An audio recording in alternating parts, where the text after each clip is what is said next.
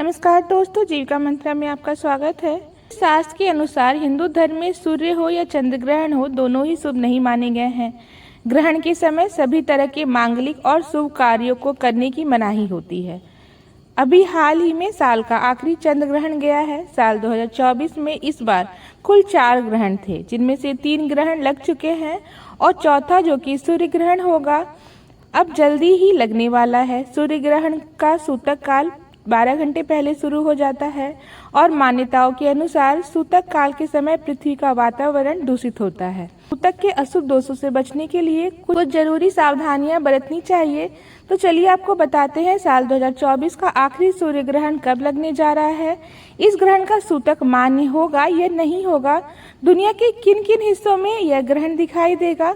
साल का आखिरी सूर्य ग्रहण इस बार शारदीय नवरात्रि के ठीक पहले यानी पितृपक्ष की समाप्ति वाले दिन, जिस दिन सर्वपितृ अमावस्या है, इस दिन लगने जा रहा है। 2 अक्टूबर बुधवार के दिन यह सूर्य ग्रहण लगेगा और भारतीय समय अनुसार यह सूर्य ग्रहण 2 अक्टूबर को रात 1:47 से शुरू होगा और वहीं 3 अक्टूबर सुबह 3:17 पर समाप्त होगा।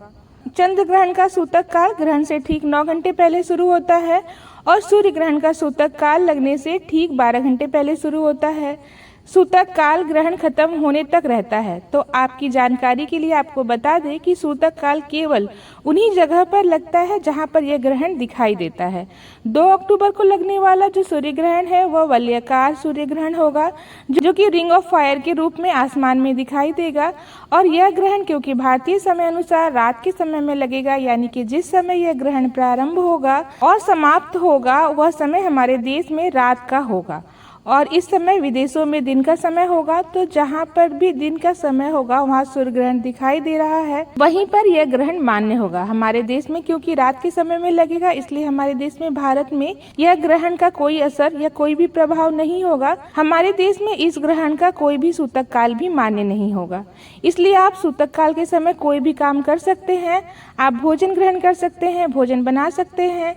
गर्भवती महिलाओं को भी इस ग्रहण से डरने की आवश्यकता नहीं है, क्योंकि यह ग्रहण हमारे देश में नहीं लग रहा है, इसलिए आप कोई भी काम कर सकती हैं। लेकिन फिर भी हमारे बड़े बुजुर्ग यही सलाह दे रहे हैं कि ग्रहण चाहे हमारे देश में दिखाई दे या नहीं दे, कुछ बातों का खास तौर पर गर्भवती महिलाओं को ध्यान रखना चाहिए, जैसे कि ग्रहण के समय घर से बाहर नहीं निकलना चाहिए। तो क्योंकि यह ग्रहण रात के समय में लगेगा, उस समय सूर्य अस्त हो चुके होंगे, तो यदि आपको घर से बाहर निकलना भी पड़े तो आप आराम से निकल सकते हैं।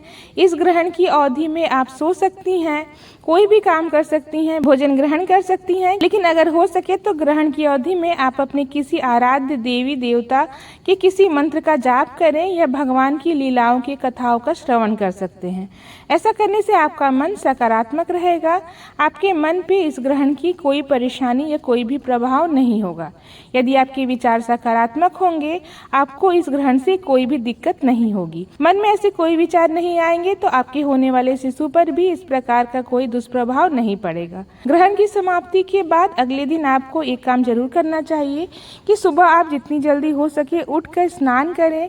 स्नान करते समय वही वस्त्र धारण करें जो आपने ग्रहण के समय पहना हुआ था। पूरे वस्त्रों को पहनकर आप स्नान करें। उसके बाद आप पूजा करें, सूर्य देवता को जल चढ़ाएं और अपने सामर्थ्य के अनुसार गरीबों और निर्धन व्यक्ति को दान दे सकते हैं। ग्रहण हमारे देश में दिखाई नहीं देगा, लेकिन साल का अंतिम सूर्य ग्रहण है। यह America, Argentina, Antarctica, Uruguay, Arctic प्रशांत महासागर, चिली और आयरलैंड के उत्तरी भागों में दिखाई देगा। ये थी सूर्य ग्रहण से संबंधित कुछ जानकारी।